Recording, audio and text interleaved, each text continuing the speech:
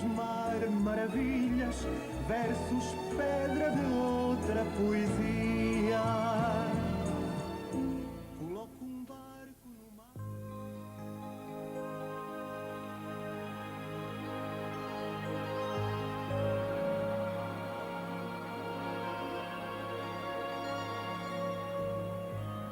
Não é só a situação privilegiada da Serra do Cume que nos proporciona esta paisagem.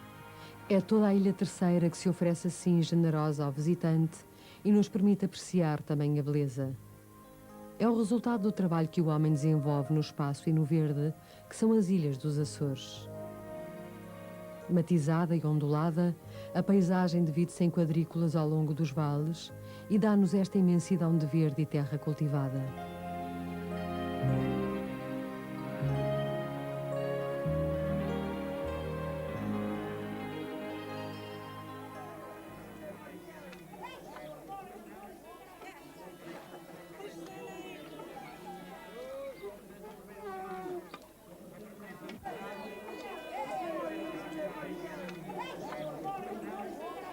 Estamos na Ribeirinha.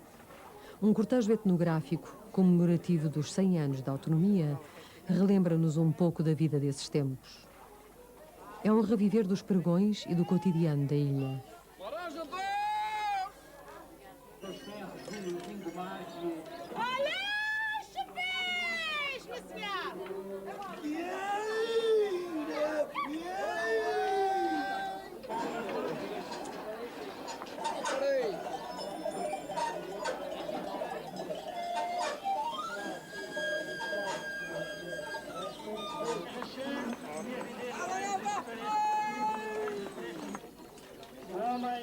Tudo isto passa pelas ruas da Ribeirinha, que atenta para esta homenagem ao seu passado.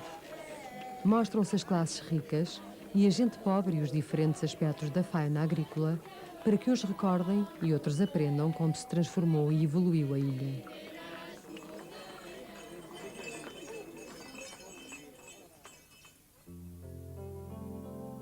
Angra do Heroísmo. Seria a melhor baía do arquipélago dos Açores, onde o aconchego do mar permitia o fácil abrigo das tempestades.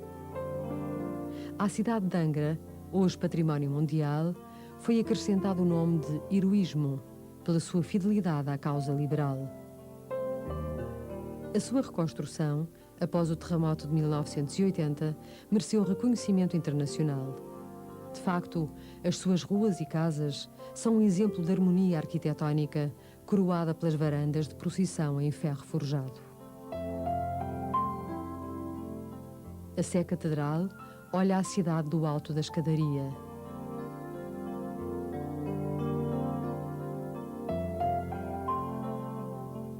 O seu interior testemunha a importância de Angra como sede do bispado desde o século XVI. Junto ao cais, a Igreja de São Francisco marca a presença real na ilha.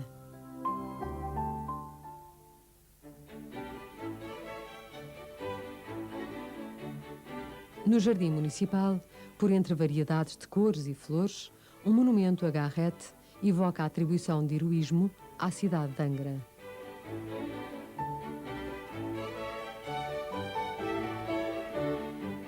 E é das alamedas deste belo jardim que já se avista o monumento da memória. Também ele recorda a presença de Dom Pedro IV em Angra e, simultaneamente, o passado heroico da cidade.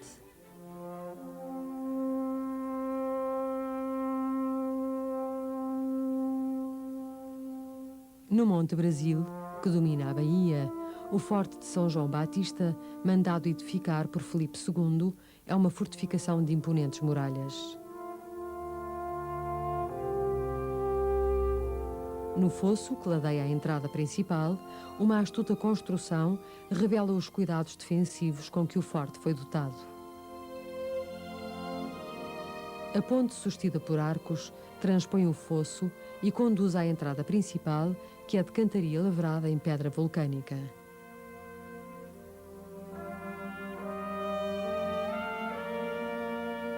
No seu interior, a Igreja de São João Batista está atualmente em fase de restauro.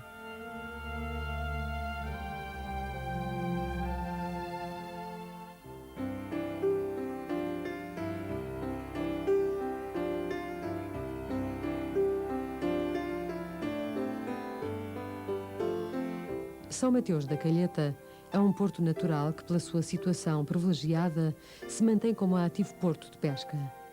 O mar, que foi outrora porta de invasões e sobressaltos, abre-se tranquilamente às pequenas embarcações.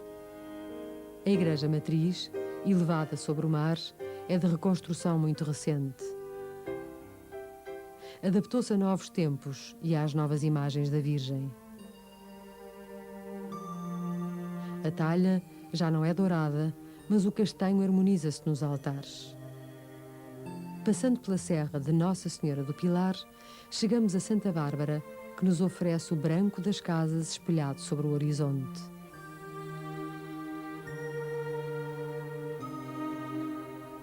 É domingo de Pentecostes. Como em todas as ilhas dos Açores, também aqui se festeja o Espírito Santo.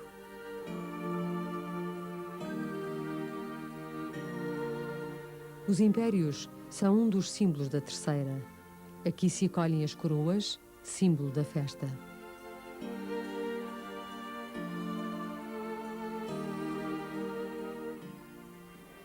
É assim, todos os anos, a partir da 7ª semana depois da Páscoa, até ao final do verão. É assim na freguesia da Água Alva, em Vila Nova ou na Fonte do Bastardo. Os carros vêm de todo o lado, logo pela manhã, bonitos e enfeitados ao gosto dos seus donos. Sempre engalanados de rendas e tecidos bordados, eles transportam as gentes que vêm viver e celebrar a festa. O mordomo, ou imperador, é que organiza a festa. Em procissão, ele transporta a coroa ao lado dos cavaleiros que seguram as varas, símbolo do poder de que estão investidos nesse dia.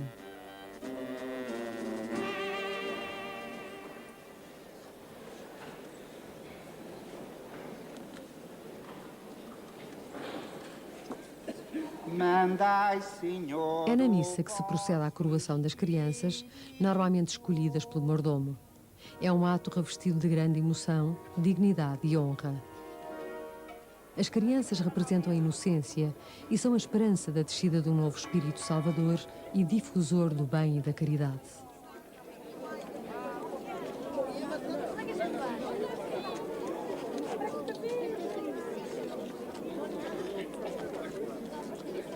Em seguida, benze-se o pão, anteriormente feito sob as ordens do mordomo e da comissão, que ao longo de largas semanas se empenham para que toda a festa decorra como os terceirenses gostam, com solenidade, fartura e convívio. O pão foi desde sempre o alimento distribuído. No início, apenas pelos mais necessitados. Atualmente, por todos aqueles que participam da festa. Da festa fazem parte as refeições em comum. É um dos significados principais deste acontecimento, a partilha e distribuição dos alimentos. Partilha-se igualmente o vinho, muitas vezes trazido em grandes pipas que os carros de bois transportam. Estandartes, varas e coroa são emblemas do Espírito Santo que, de ano para ano, se guardam religiosamente nos impérios.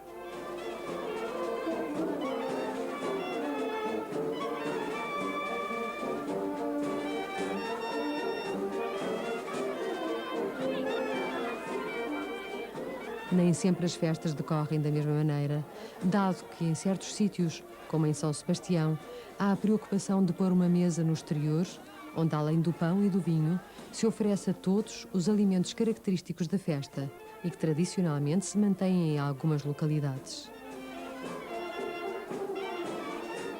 Todos festejam, seguindo os preceitos habituais destas festas.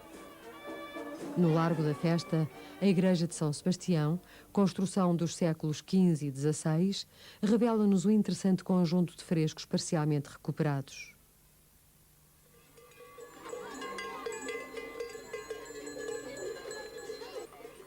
No dia seguinte, é a vez das crianças.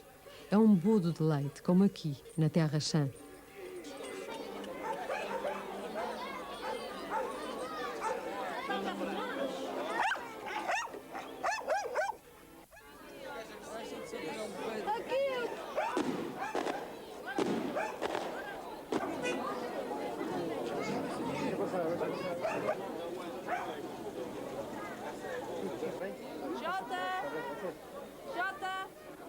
A massa sovada faz as delícias das crianças e dos adultos, enquanto o leite substitui o vinho.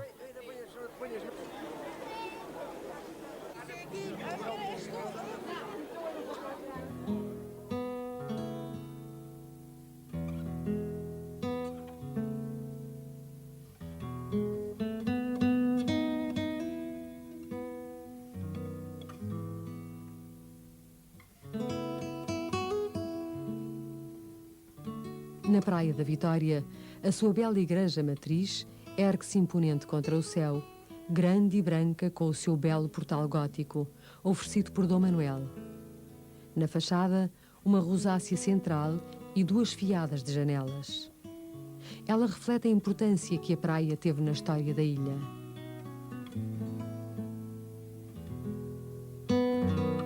Fundada pelo primeiro donatário, Jacome de Bruges, conserva imagens e pinturas de influência flamenga.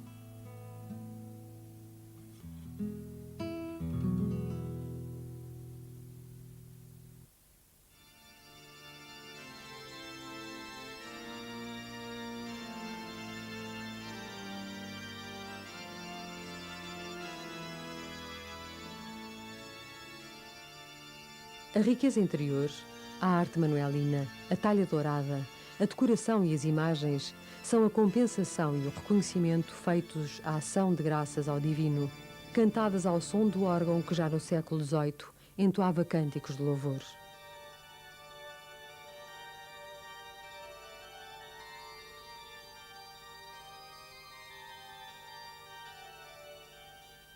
Numa capela lateral, um presépio de Machado Castro enriquece o património da igreja, enquanto Nossa Senhora do Rosário resplandece noutro altar.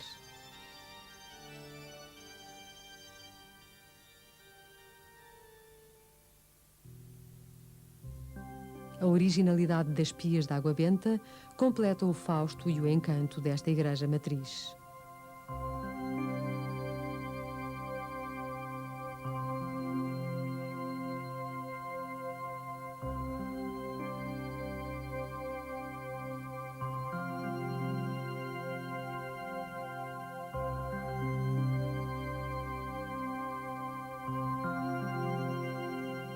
É a igreja que convém bem a esta terra que recebeu o nome de Vitória, quando, em meados do século XIX, frustrou a tentativa de desembarque das tropas absolutistas, mantendo-se leal aos liberais.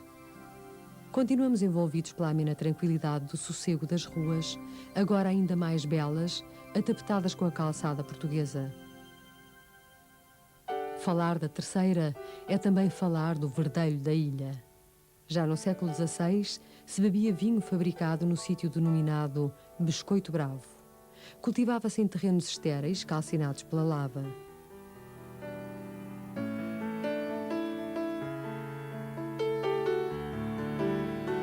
O Museu dos Biscoitos guarda a memória daquilo que foi o cultivo e fabrico deste vinho, que perdurou no tempo, vencendo frequentes pragas.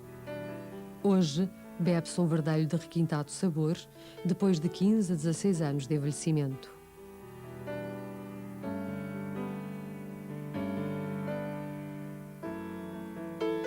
Ainda nos biscoitos, as rochas vulcânicas e calcinadas formam piscinas naturais que são agradáveis lugares de lazer e brincadeiras. É sábado à tarde em Vila Nova. As gentes esperam a saída do primeiro touro. Os mestres pegam na longa corda com cerca de 90 metros e preparam-se para refrear o ímpeto do bicho. O homem desafia o touro e o touro desafia-lhe a valentia. São passos e rodeios, brincadeiras que divertem terceirenses e forasteiros. É a tourada à corda na Ilha Terceira. Realizam-se por todo o lado durante os meses de verão. É talvez uma reminiscência da festa de touros minhota, que atualmente apenas sobrevive em Ponte de Lima, a chamada Vaca das Cordas.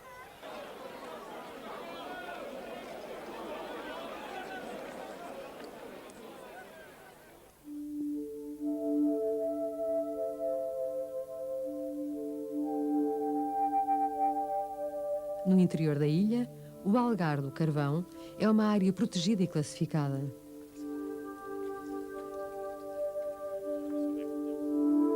Há uma enorme caverna de 100 metros de profundidade, decorada com estalactites, onde uma lagoa adormecida repousa nas suas profundezas.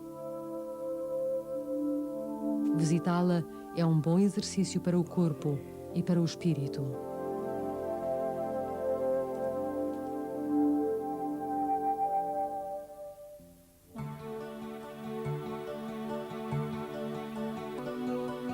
São Jorge espreguiça-se ao longo do oceano.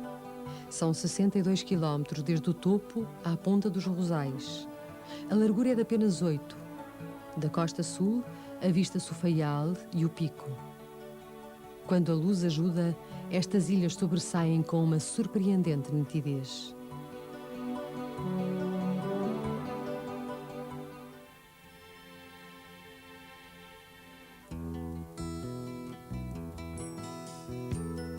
Velas teve o destino de ser porto e de ver desde muito cedo ancorar os barcos trazidos por homens que tanto atiram as redes ao mar como as sementes à terra.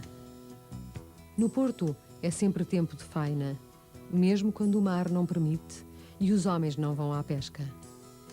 Guarda-se o isco para o dia seguinte, vivo, como convém à arte.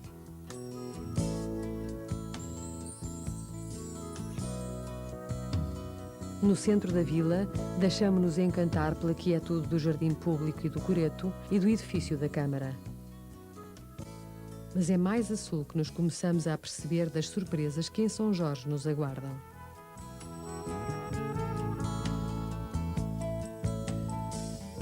Na Urselina, são os moinhos com remos feitos velas.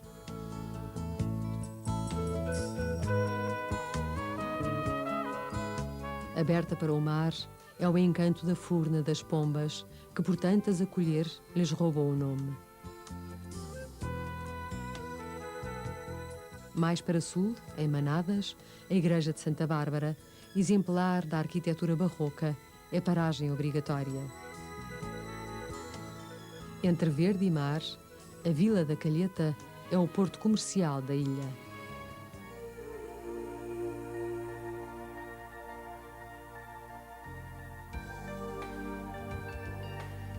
São Tomé espraia-se entre campos verdejantes e Santo Antão mostra-nos o seu império. Mas é ainda mais a sul que a antiga Vila do Topo nos recebe. Do farol, avista-se o Ilhéu, que por vezes é aproveitado pelos pastores como lugar de pastagens para o gado. Na igreja de Nossa Senhora do Rosário, construída no século XVI e posteriormente ampliada e enriquecida de talha dourada, um altar é especialmente dedicado a São Jorge, patrono da ilha.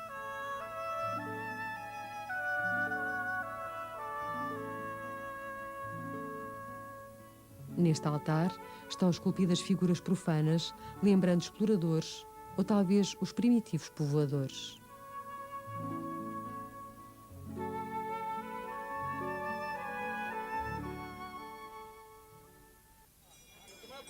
É manhã cedo na freguesia dos Rosais. Os carros de bois enfeitados anunciam festa. É domingo do Espírito Santo.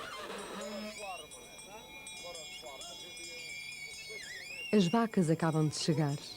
São enfeitadas para poderem puxar os enormes carros embandeirados que em breve irão percorrer as ruas da freguesia. Quanto mais bonitos os carros, mais orgulhosos estão os donos. Vêm ver o Divino Espírito Santo. Vêm para ser apreciados e louvados. Transportam oferendas, promessas, inúmeros votos de proteção do Divino. E muito brio.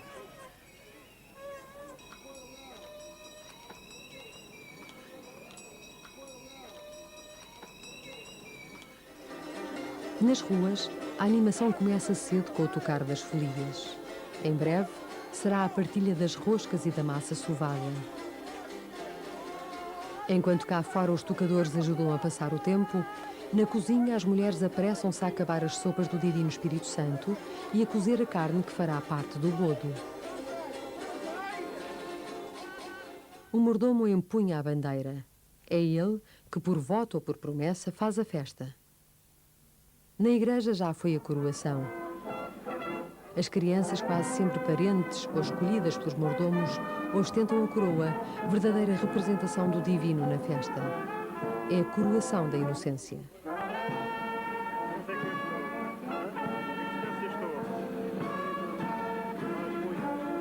Na procissão, está reservado às crianças um espaço sagrado limitado por 4 varas. À frente, sempre ao som da banda, seguem o mordomo e os cavaleiros. É a ordem, anualmente renovada sob as insígnias do Divino Espírito Santo.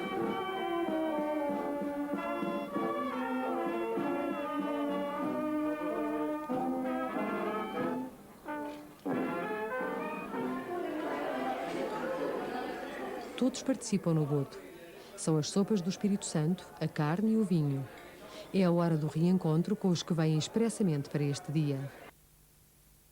Ao tempo que canto, eu vim aqui para cantar o Divino Espírito Santo, cortesia tu vais dar.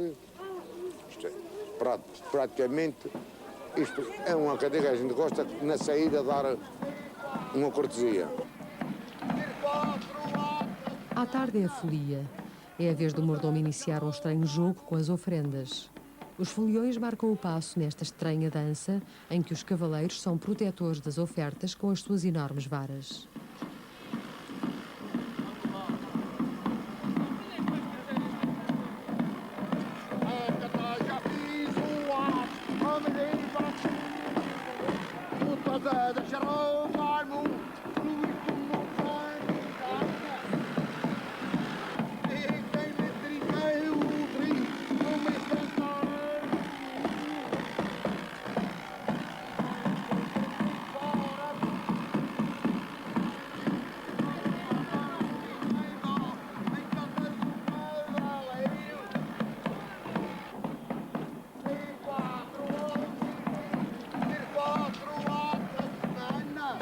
Se são roubadas, é a eles que compete agarrar o ladrão, o que nem sempre tem que acontecer.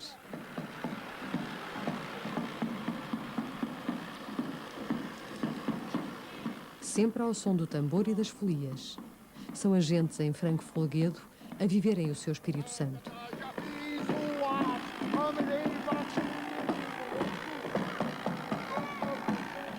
Vamo-nos com Deus embora, ai que tão bem com Deus me vou. Se ouvires dizer que eu morro, a tua ausência me matou.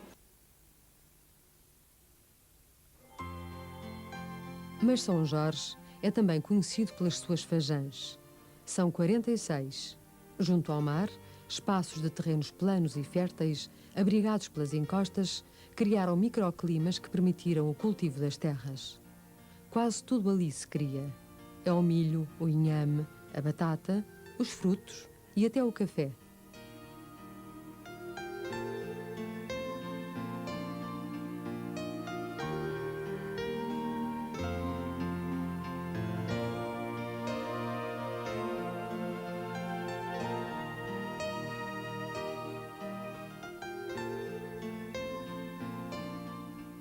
Na fajã do ouvidor, é uma sopa de peixe que enobrece o paladar, ou então os famosos bolos de espécie, aromatizados com erva doce e canela, fruto do engenho e arte das mulheres da ilha.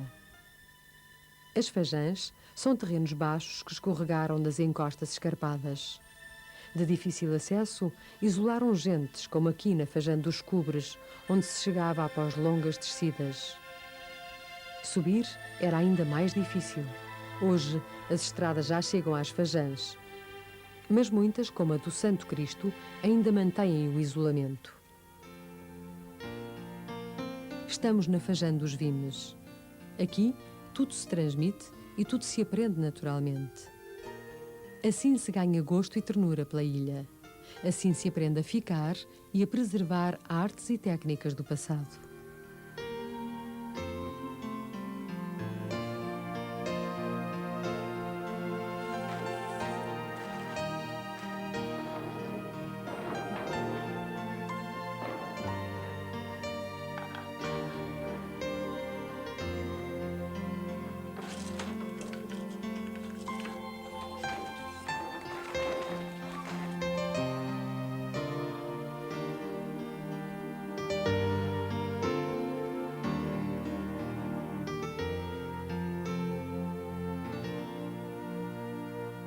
Por isso, hoje os jovens já gostam de ficar.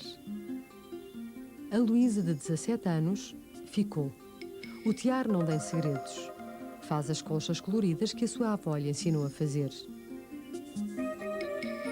A lã vem do continente, mas é aqui cardada, urdida, lavada e fiada à mão. Com ela se fazem as colchas de ponto alto, brancas ou coloridas. São cerca de 5 quilos de peso e outros tantos dias de trabalho. Entrelaçam-se cores e desenham-se motivos. As franjas irão rematar o trabalho. A Paula também gosta de ajudar.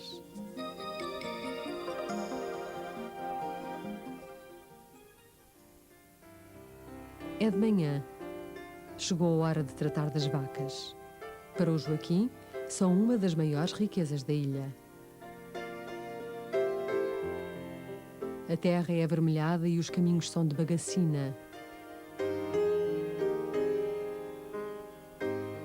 Os campos estendem-se por entre longas quadrículas, onde se apacentam vacas e onde, com cuidado, o homem as trata. São os caminhos do queijo de São Jorge.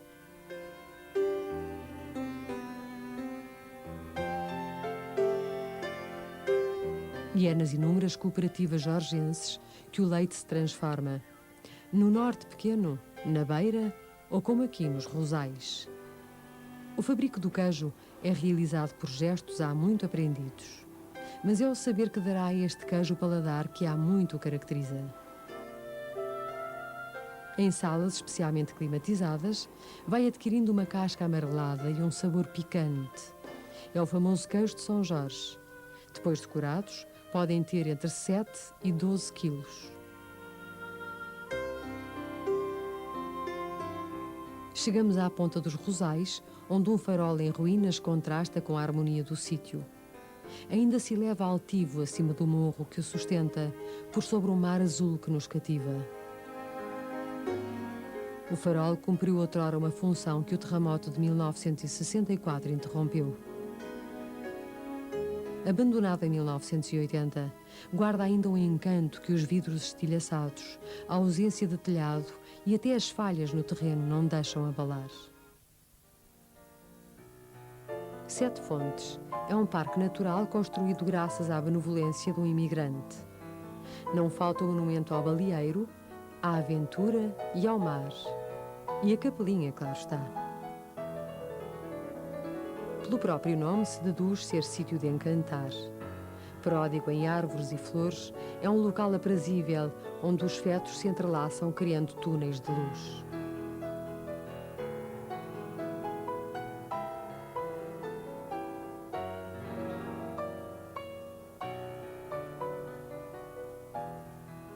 Bem próximo, o mirador do Pico da Velha é o local privilegiado para nos despedirmos da ilha. Tudo o que se avista é doce e luminoso.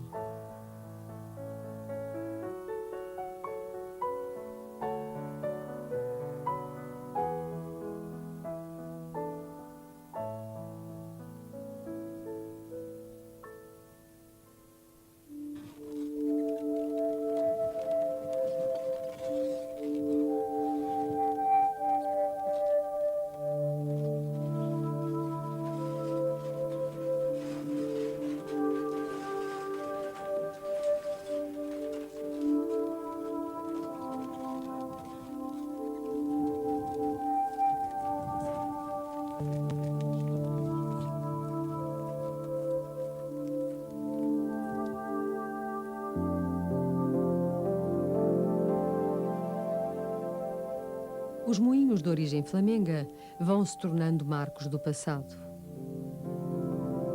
São memórias de gestos, percursos e hábitos que se perdem, substituídos pelo que é menos árduo e mais fácil.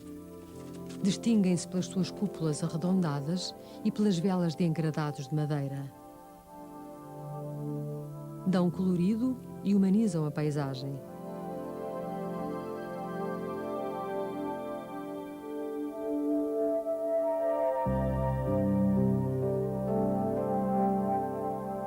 Chegamos à Ilha Branca. Chegamos à Graciosa.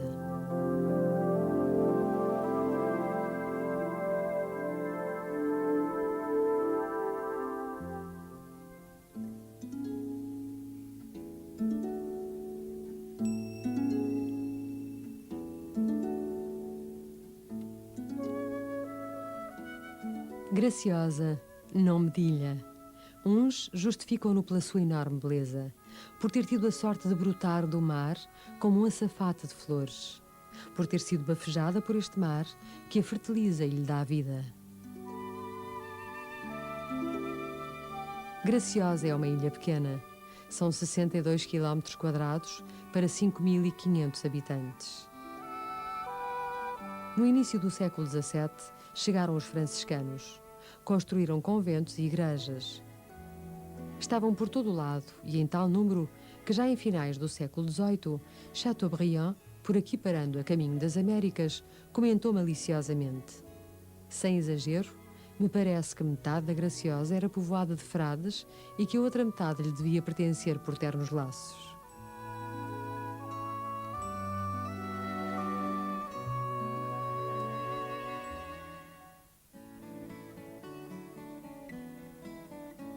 Em Santa Cruz, os enormes tanques dominam o espaço no centro da vila. Construídos para dar de beber aos animais e para satisfazer necessidades relacionadas com a agricultura, hoje são roteiro de memórias e recordações e tornam ainda mais belo o Largo do Rossio. A calçada reflete evidentes motivos do cotidiano desta ilha.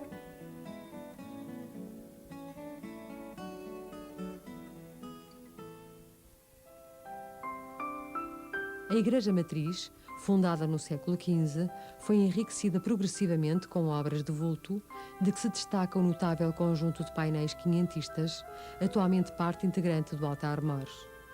São atribuídos a mestre Cristóvão de Figueiredo. Representam cenas da Paixão de Cristo a caminho do Calvário, a invenção da cruz, a exaltação da cruz e o Pentecostes.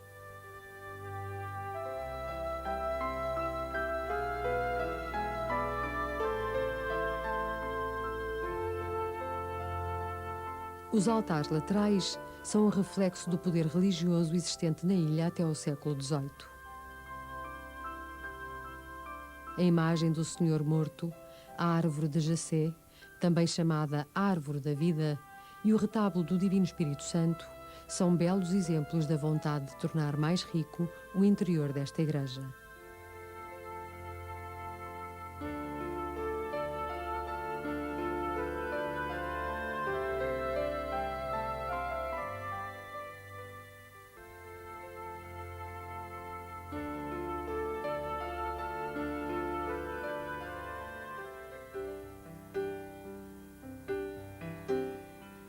O Museu Etnográfico da Vila de Santa Cruz preserva a história da ilha. A vida doméstica, as festas, a agricultura, a faina da vinha e a safra da pesca. No primeiro andar, guardam-se objetos e memórias da vida familiar. São as louças, são as crenças e os hábitos, são momentos eternamente preservados sob o olhar atento de Dona Teodora Borba, diretora do museu. No resto do chão, arados, cangas, ancinhos e forquilhas são os utensílios com que o homem desbravou a terra. Ao lado, um antigo lagar relembra o processo artesanal do fabrico dos vinhos, dos abafados e das aguardentes da Graciosa.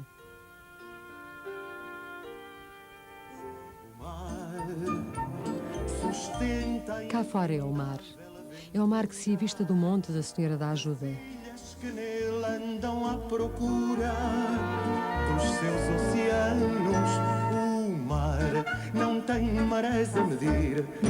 O mar começa o seu dia em Santa Aqui, Maria. o Padre Vital conta-nos uma história de outras vidas. Estamos no Monte da Senhora da Ajuda. Temos à nossa direita a Igreja da Senhora da Ajuda e as Casas dos Romeiros, que são 3. E à nossa esquerda, no fundo, no sopé do monte, temos a Baía da Barra. A Baía da Barra, que é uma baía famosa, sobretudo porque durante muitas dezenas de anos foi dali que saíram os barcos que de Santa Cruz iam balear. É uma baía muito segura, muito calma, mas tem um segredo para se entrar e sair, sobretudo com certos ventos, e quando o mar não está muito tranquilo, como acontece aqui nos Açores. Então, para isso, para que houvesse segurança, há 2 marcos de tijolo, que um está mais perto do mar, num antigo forte, e o outro está já no sopé do Monte da Senhora da Ajuda. Quando esses dois marcos estivessem completamente a formar um só, como se fosse um só, se visse um só, então é que se podia entrar com toda a segurança dentro desta Baía da Barra.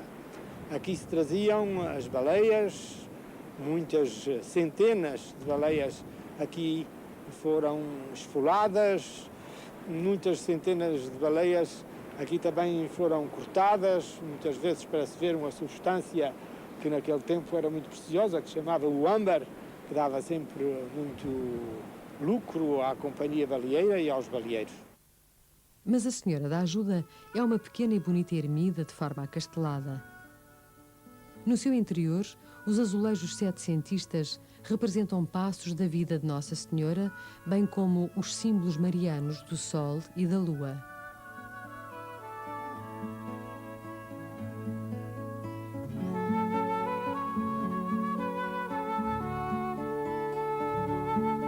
O teto do altar, de arquitetura manuelina, é uma notável ábside abobodada com nervuras rematadas por florões.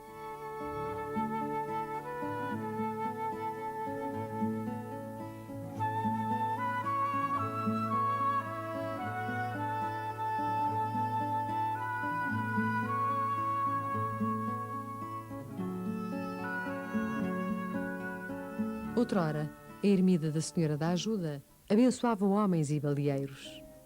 Hoje, o Monte da Ajuda, com as ermidas de São Salvador e de São João, é miradouro obrigatório.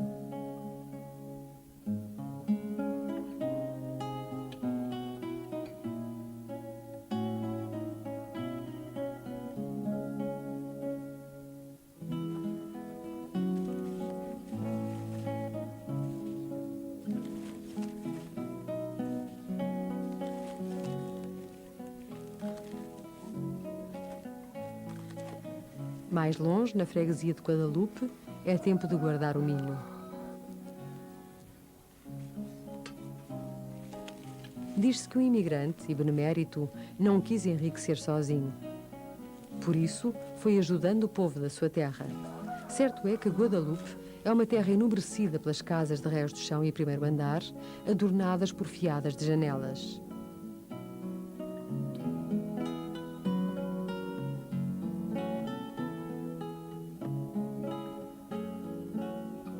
Guadalupe é ainda uma terra farta. Em anos de abundância, cobrem-se as burras, enche-se a casa e a vila ganha mais cor.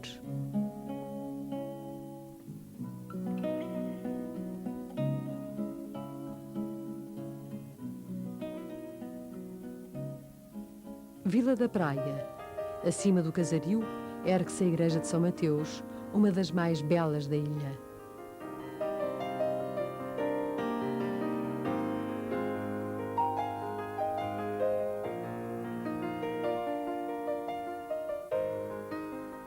Mas é do alto, é da ermida de Nossa Senhora da Guia, que descobrimos a enorme baía de águas calmas, rodeada por casario branco. Principal porto da ilha, é aqui que chegam os barcos que trazem quase tudo e daqui partem levando o bom queijo da Graciosa e o afamado vinho da Quinta do Conde.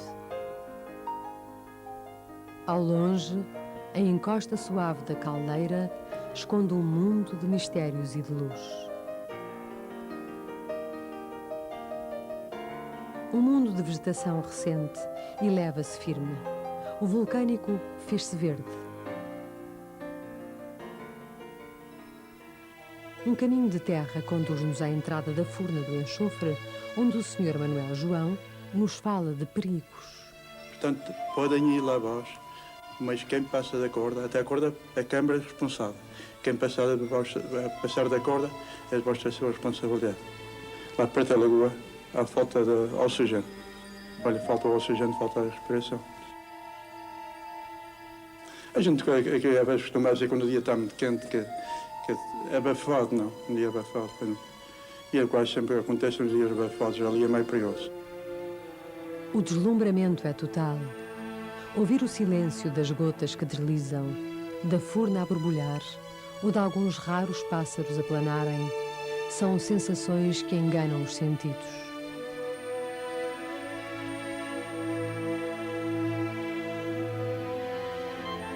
A chaminé de 80 metros leva-nos ao fundo da enorme gruta. Cá embaixo, a luz é filtrada pela estreita abertura. A caverna é fria e úmida, mas também acolhedora. Expeliu para o exterior o verde e o sol.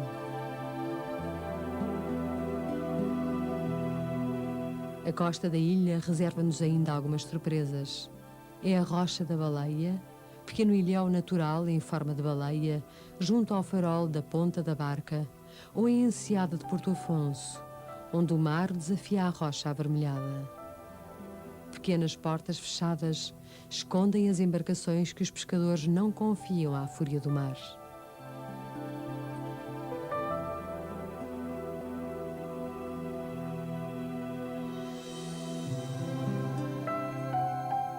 Folga. É também baía e porto de pesca. É aqui que nos despedimos da ilha.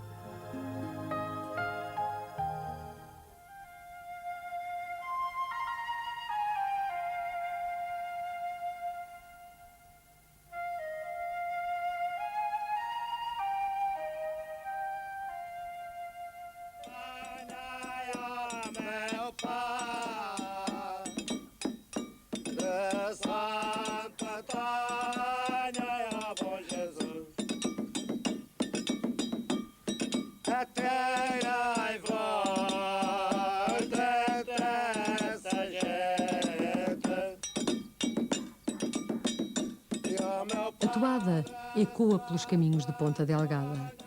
Os cantares anunciam Serôdios, o último império, o dos rapazes. Depositam-se as primícias no templo, enquanto a vida na aldeia prossegue ao som dos bombos. Os foliões não têm descanso.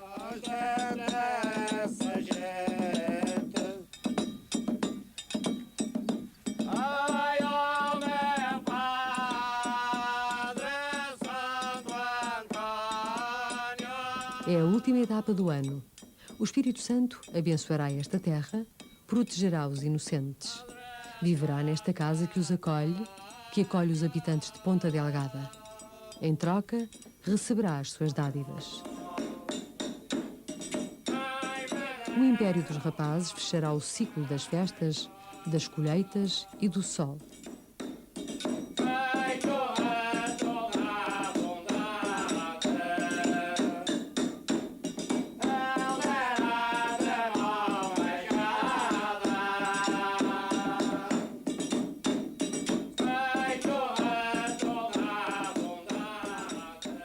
Ponta Delgada mostra-nos a sua igreja de arquitetura sóbria.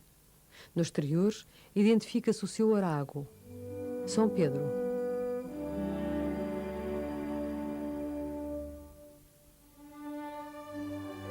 Da reconstrução recente, exibe no altar em talha dourada a cruz de Cristo invertida, símbolo do martírio de São Pedro, protetor dos pescadores.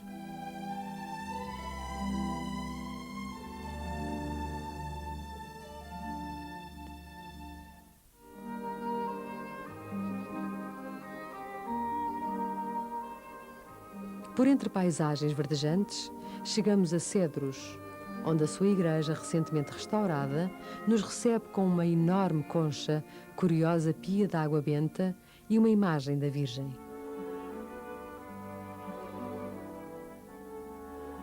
Mais abaixo, na freguesia de São Boaventura, um império do Espírito Santo leva-nos a Santa Cruz, que se estende ao sabor da encosta. O aeroporto, inaugurado nos anos 80, veio quebrar o isolamento da ilha.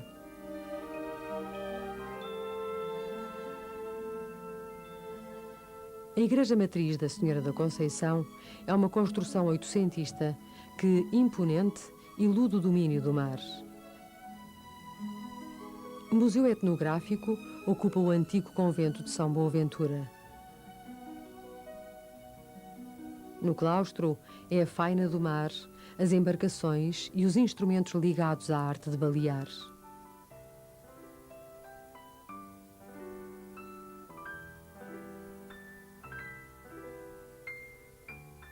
No andar superior é a terra, os trabalhos agrícolas, as artes e os ofícios.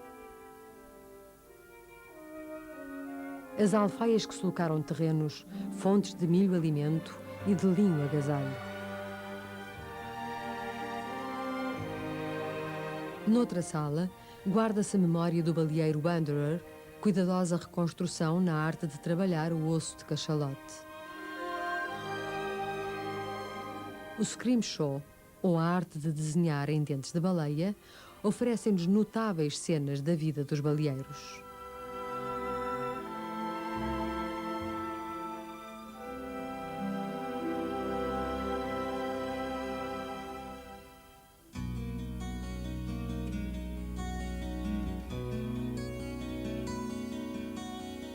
Uma agradável viagem de descoberta à volta da ilha revela-nos um conjunto de rochedos que denunciam a sua origem vulcânica.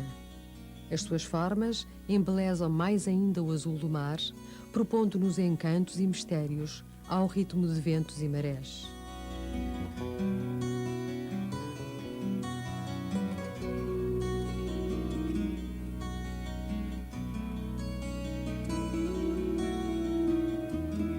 Os rochedos arrumam-se ao longo de túneis de mar e azul que nos abrem a passagem.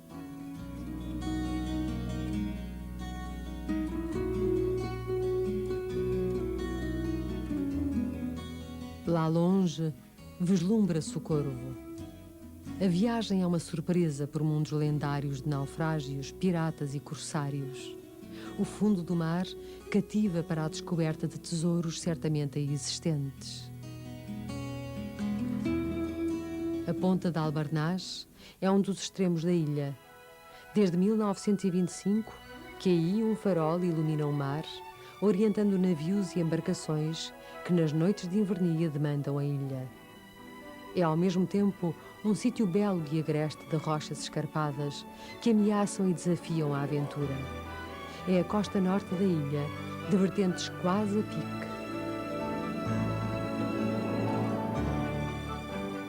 Mais a sul são as fajãs, terrenos que desabaram das vertentes com microclimas definidos, onde os homens procuraram abrigo e sustento.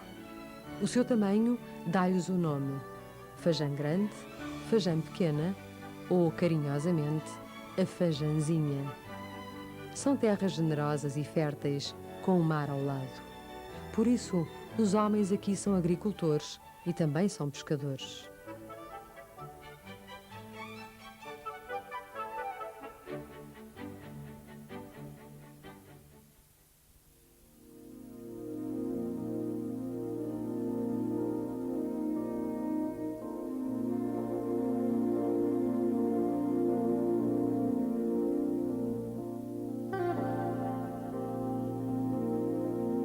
E ainda à costa, do outro lado da ilha, a Gruta dos Enxaréus é um mundo de 50 metros de comprimento, onde o sonho vagueia por entre rochedos e enseadas, desafiando a nossa imaginação.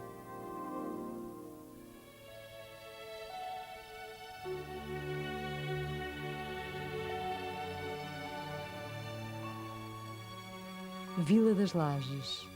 A igreja setecentista de Nossa Senhora do Rosário domina a Vila das Lajes.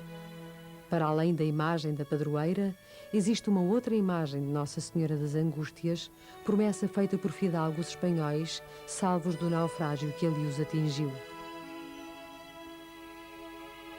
Lajes é o grande porto da ilha.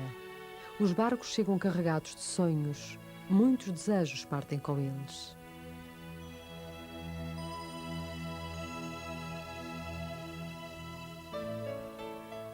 Um acolhedor jardim enche-nos da cor das flores que o povoam. O dia é quente, luminoso e bonito. As casas brancas dão mais luz e brilho ao verde dos caminhos. Recortadas na paisagem, são quase sempre de 2 pisos, com barras coloridas de azul ou cinza.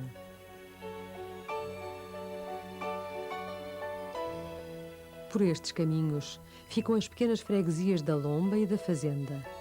O tempo aqui anda devagar. Diz-se que foram as aves migratórias que trouxeram na plumagem as sementes que floriram a ilha. São flores e verde que conquistaram os espaços que nos propomos descobrir. No coração da ilha estão as lagoas. A Funda, com os seus 102 metros de profundidade, é a chaminé de um imenso cone vulcânico. Mesmo ao lado, a Lagoa Comprida faz-lhe companhia.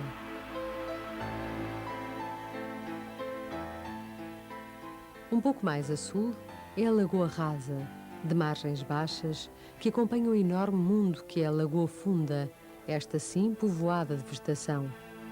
É um mundo mágico, a que os ventos fortes não dão descanso. É a exuberância da natureza plena de vida.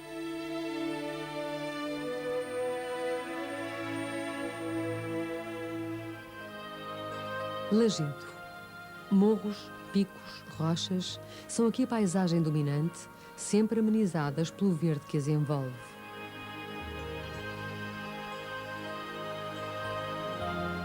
Aqui as gentes vivem ao ritmo do sol e muito em torno da produção do leite. São gestos diários de trabalho e convívio.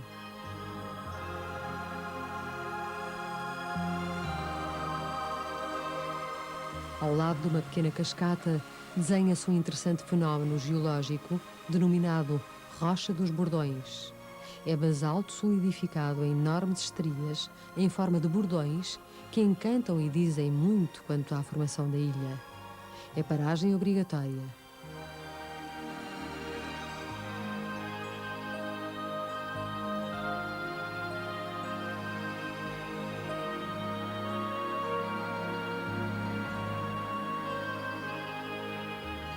A ilha é este deslumbramento de verde que, por entre mar e flores, foi encontrando o aconchego necessário para o homem.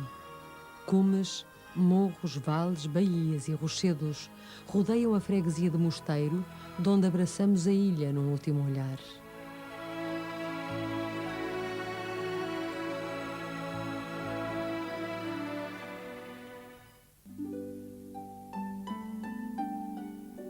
Flores com mar e o corvo ao fundo, ou corvo com mar e flores a perderem-se de vista. Sempre presente o mar, encantado, misterioso e deslumbrante.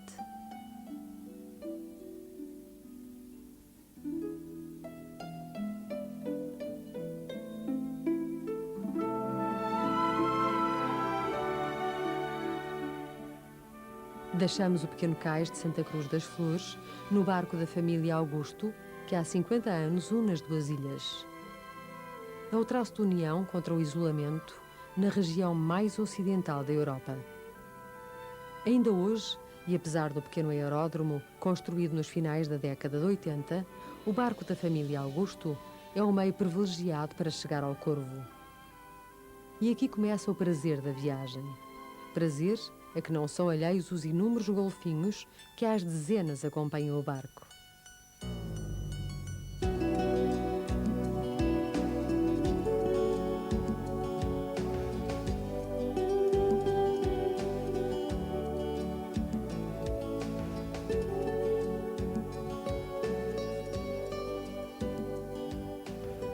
Vila Nova do Corvo está aqui, ao nosso alcance, escorregando em costa abaixo.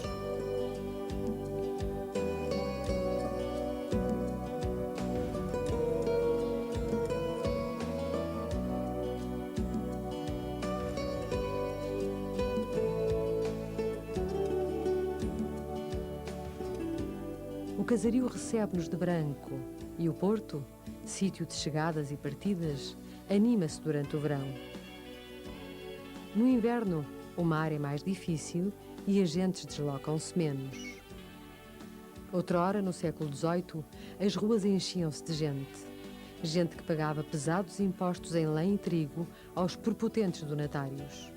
Face a tal injustiça, os corvinos foram à Terceira denunciar a vida difícil que levavam, tendo el rei Dom Pedro a residir na ilha, achado justas as suas reclamações.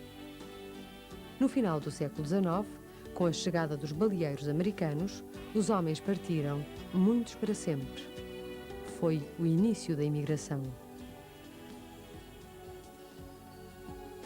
Hoje, Vila Nova do Corvo, com pouco mais de 300 habitantes, conserva no seu traçado as velhas canadas que separam as casas que o clima obrigou a aconchegarem-se protegendo-se do vento salgado que o mar traz.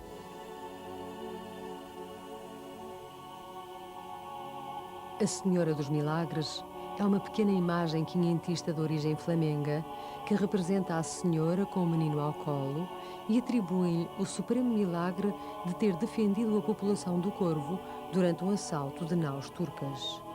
E hoje confiam que a Senhora dos Milagres os protegerá, não dos corsários, mas de outras investidas. Os velhos moinhos repousam no seu tronco de pedra negra e testemunham tempos ainda recentes em que as velas triangulares enfrentavam ventos e transformavam grão. Agora já a farinha vem de fora. Hoje, os velhos moinhos já não andam, mas conservam-se pintados de branco para receber as gentes que agora chegam de avião. Francisco Rita chegou num desses aviões. É um dos novos habitantes do Corvo. Está orgulhoso porque aqui vive-se melhor. Mas vir ao Corvo é vir conhecer um sítio único no mundo, o Caldeirão. É esta tranquilidade, é o silêncio envolvido em verdes e azuis. No fundo dos seus 300 metros dormem tranquilamente as lagoas. Francisco teima em contar-nos como a imaginação e a boa vontade conseguem ver aqui, espalhadas entre as lagoas, as outras 7 ilhas dos Açores. Fumos, lavas e caos deram origem a verdejantes espaços. Nas margens, as hortenses dispõem-se para agradar. As vacas são aqui deixadas meses a fio. Reproduzem-se, alimentam-se e dão mais colorido aos verdes e mais vida ao repouso das lagoas.